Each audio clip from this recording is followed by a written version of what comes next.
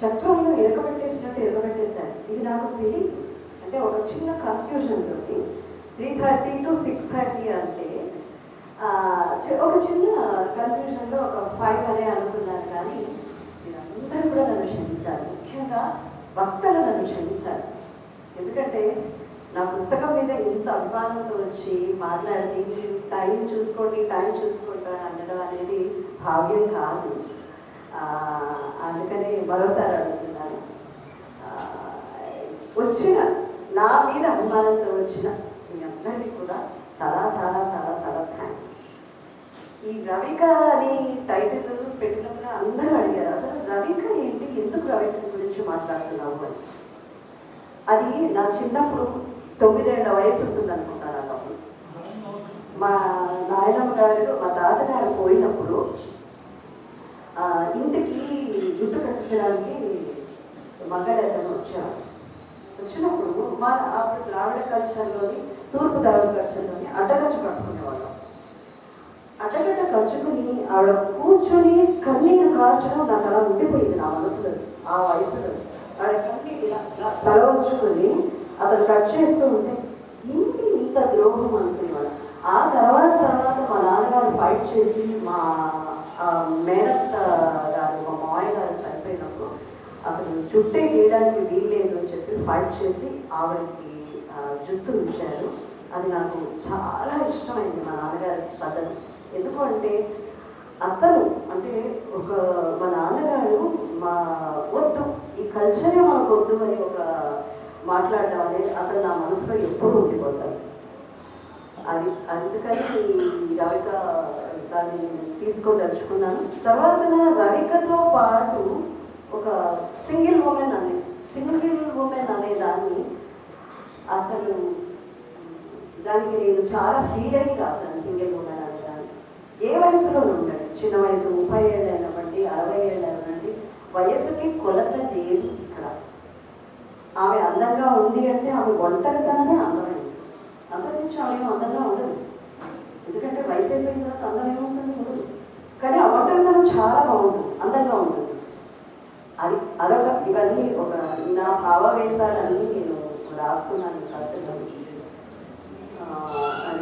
ఇంతకుమించి నేను చాలాసార్లు చాలా సందర్భాల్లో మాట్లాడాను. ఇంతకుమించి మాట్లాడడానికి ఏం లేదు. ఎందుకంటే టైం ఇలా కత్తిలాగా ఉండే టైం మనకి.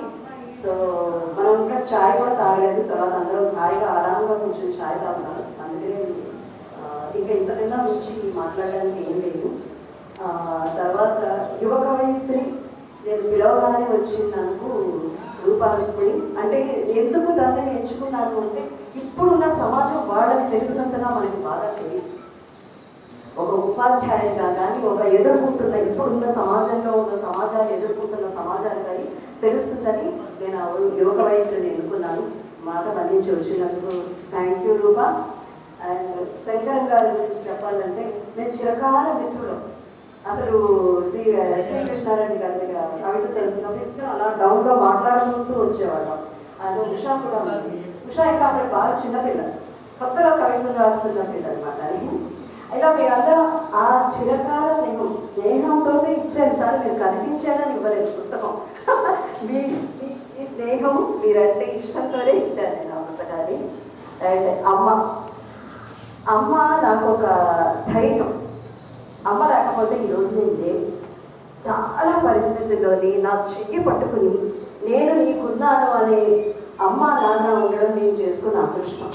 మా నాన్నగారు పోయినప్పుడు నేను చాలా బాధపడ్డాను. చాలా చాలా ఒంటరిగా ఫీల్ అయిపోయాను నాన్నగారు పోయినప్పుడు.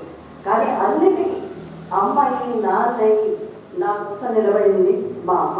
అందుకనే మా అమ్మకి ఈరోజు ఇంత చిన్నది నేను చేసింది ఏం పెద్దగా ఏం లేదు. ఒక చిన్న పుస్తకాన్ని ఇచ్చాను. అది ఇవ్వడానికి అవకాశం దొరికినందుకు నేను చాలా సంతోషిస్తున్నాను. కొండేపూడి నిర్మల గారు నాకు చాలా చాలా ఇష్టమైన కవయిత్రి. ఆ పదులు, ఆ వ్యంగ్యం ఇంకెవరూ రాయలేరు. అలాంటి కవిత్వాన్ని ఇంకెవరు రాయలేరు, ఆ టచ్ చేయలేరు కూడా మనం. అలాంటి కవయిత్రి. అది ఇద్దరం కూడా 2 ఏళ్ళు సంతకం సాహిత్య వేదిక నడిపాము. చాలా మంచి మంచి వీడియోలు అవి తీసాము. సో ఆ ప్రయాణాల్లో ఒక మంచి స్నేహితురాలు సుభద్ర గారు అన్నట్టే ఆవిడతో నాకు చాలా కవిత్వ సందర్భం ఉంది. అసలు మనిషి రాయడానికి కారణం అని నిజంగా ఆవిడ మర్చిపోయారో లేదో తెలియదు కానీ ఆడవాళ్ళు కవిని నీళ్ళు కావ్యం రాయటం లేదు రేణుగా నువ్వు రాయకూడదు అని ఒక సందర్భంగా అన్నారు. అది నా మనసులో పడిపోయింది. అప్పుడు నేను మధ్యప్రదేశ్లో ఉన్నప్పుడు అక్కడ ఉన్న ప్రదేశాల్లో వాళ్ళని చూడటము అవన్నీ చేయడం ద్వారా అది మూడో మనిషి అలా పుట్టింది. సో థ్యాంక్ యూ మ్యామ్, మీరు వచ్చారు, ఆవిష్కరించారు, నాకు చాలా ఆనందంగా ఉంది.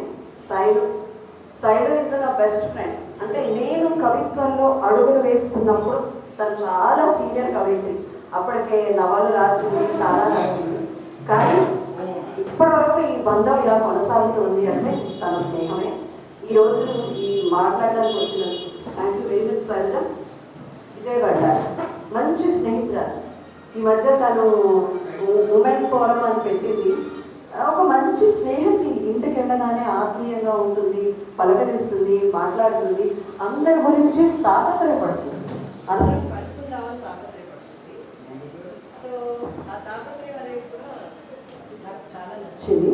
సో విజయ వచ్చి చెప్పినందుకు థ్యాంక్ యూ వెరీ మచ్.